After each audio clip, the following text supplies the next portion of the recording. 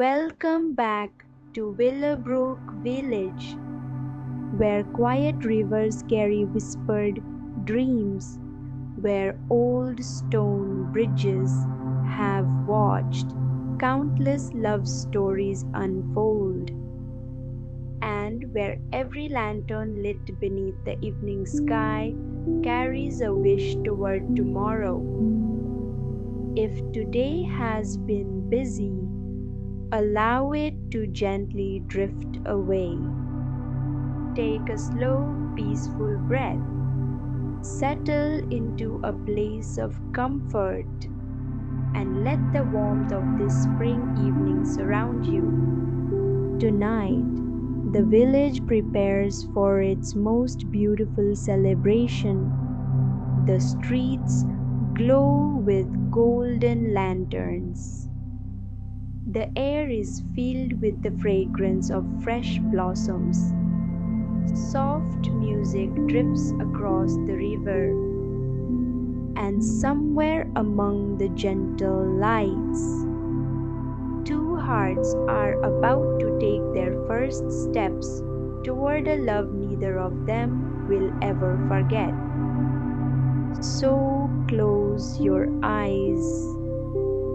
Listen to the quiet rhythm of Willowbrook and let our story continue. Part 4. The Little Cottage on Willow Lane. The Lantern Festival slowly faded into memory, but its gentle glow remained quietly within their hearts.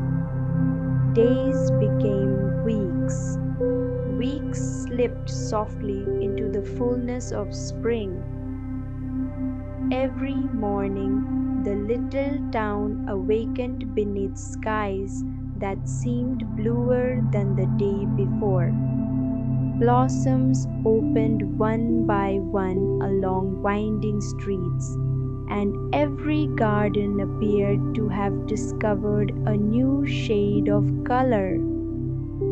Nicholas and Stella now found themselves meeting often, not because they had carefully planned every meeting, but because life itself seemed to guide them toward one another.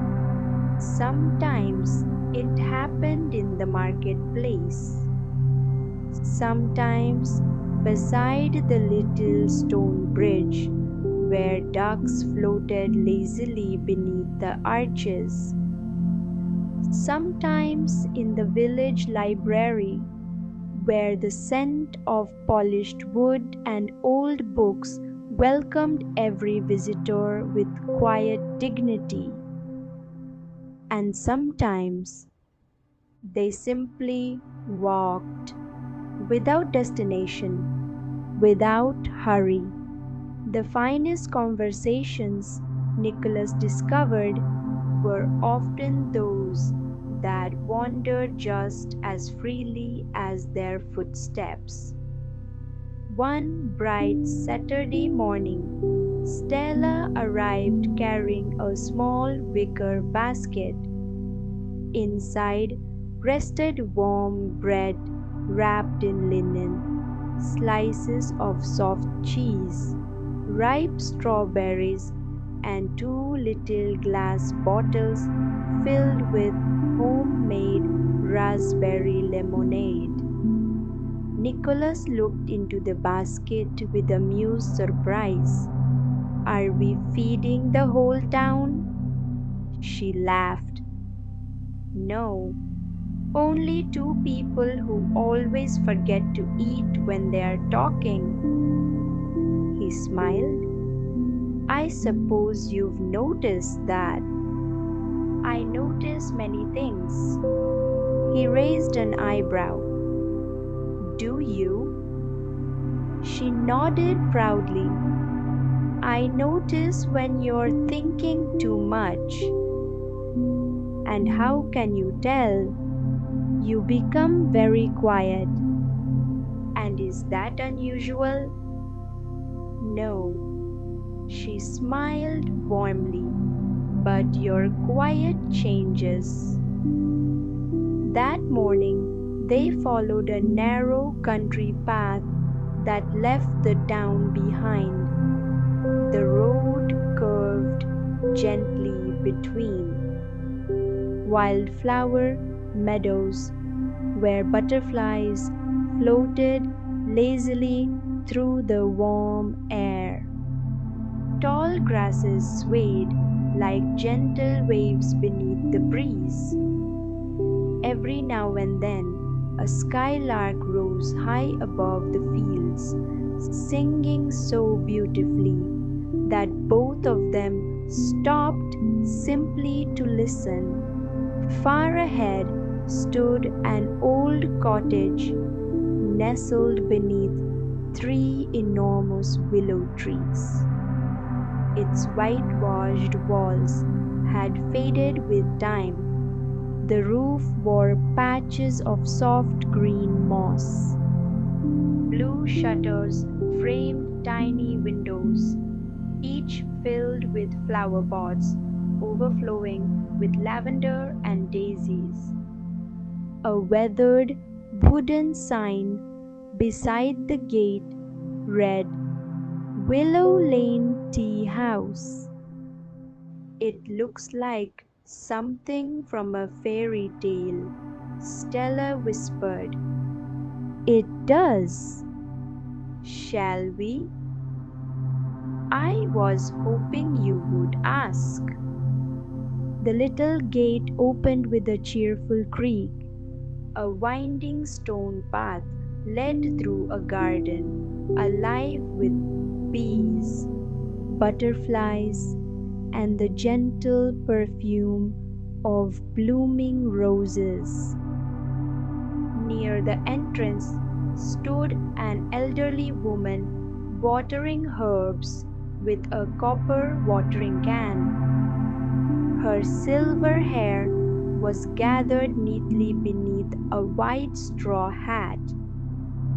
She looked up and smiled before either visitor had spoken. Good morning. Good morning, Nicholas replied. We've never been here before. I know. You do? I've lived here long enough to remember every face that walks through my garden. She placed the watering can beside a bed of rosemary. But I have a feeling this won't be your last visit. She introduced herself as Mrs. Eliza.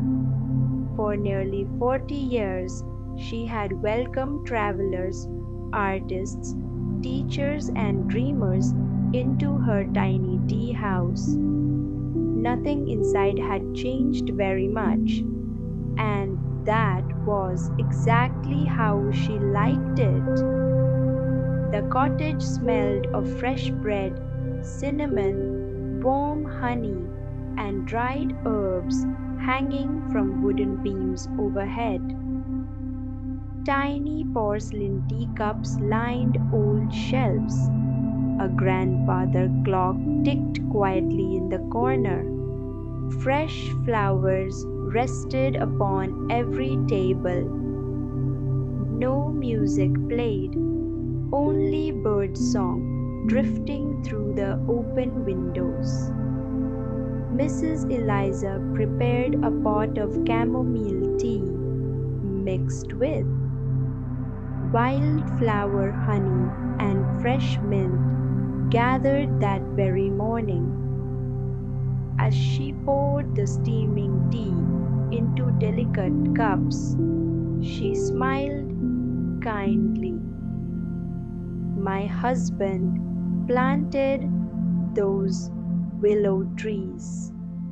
She pointed toward the garden.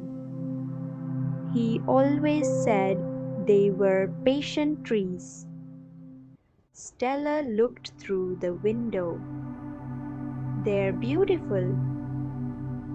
They teach an important lesson.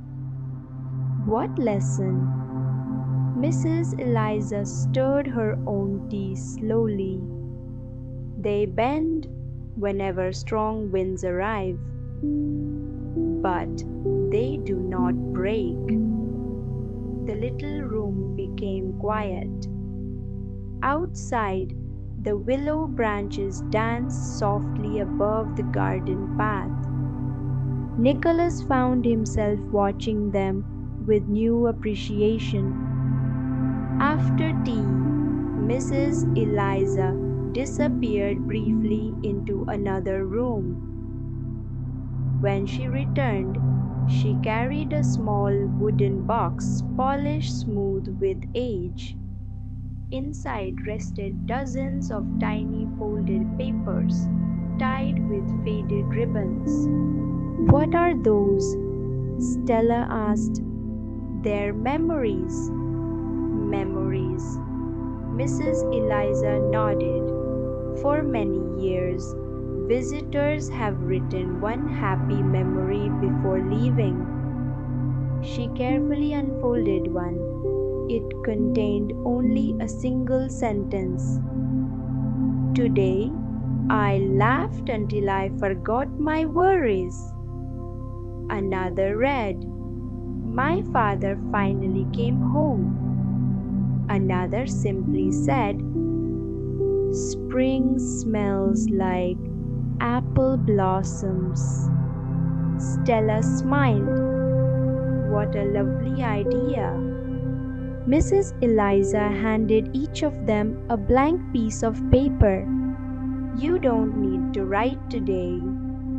You may. Or perhaps you'll return when life gives you a memory worth keeping forever." The afternoon passed almost unnoticed. They wandered slowly through the herb garden. Stella paused to admire every flower, reading each tiny wooden label aloud as though introducing herself to old friends. Lavender, thyme, rosemary, chamomile, lemon balm. Nicholas watched her more than the garden itself.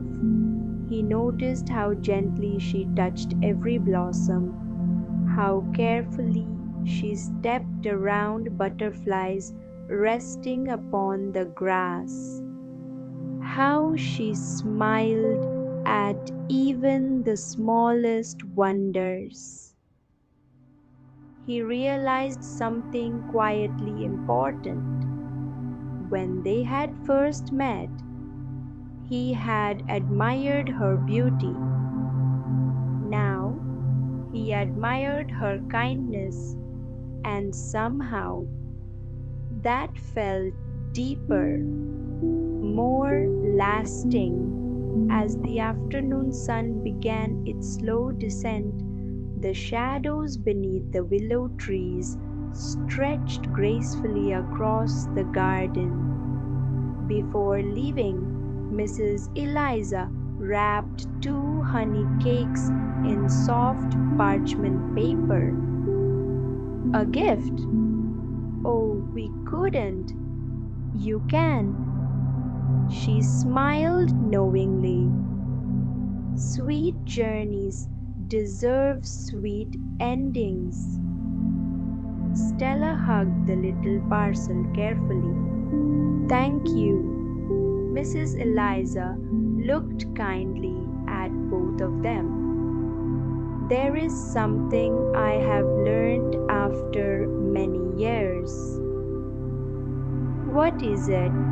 Nicholas asked. She glanced toward the willow trees. "The happiest couples are not those who never disagree. They are the ones who never stop being curious about each other." The words settled gently into the quiet afternoon. Neither Nicholas nor Stella answered.